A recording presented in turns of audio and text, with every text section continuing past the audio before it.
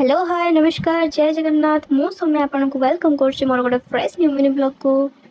तो first of all आज थी रथ यात्रा समस्त को हैप्पी रथ यात्रा जगन्नाथ समस्त को भल रखु। तो आज सका उठू उठू मुझे बालकोनी छिड़ा होगी देखुली यही किसी नटखटी कम मतलब माकड़ मैंने जो टाइप डांस करते जो भाई उत्पात होते बाप रे।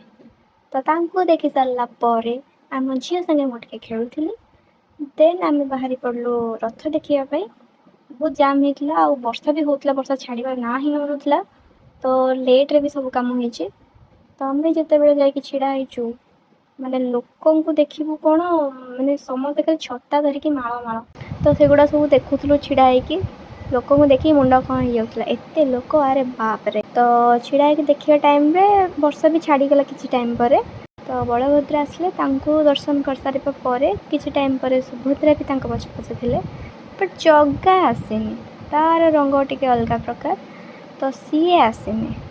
तो एम को देखी सारिकी आम शोपड़लु आ राति 2टार उठीगलु पुणी दर्शन टे फांका थी सो दैट आम राति 2टार उठीगलु ये रेडी होगी चलीगलु पुणी देखापी मैंने जगार दर्शन पाए।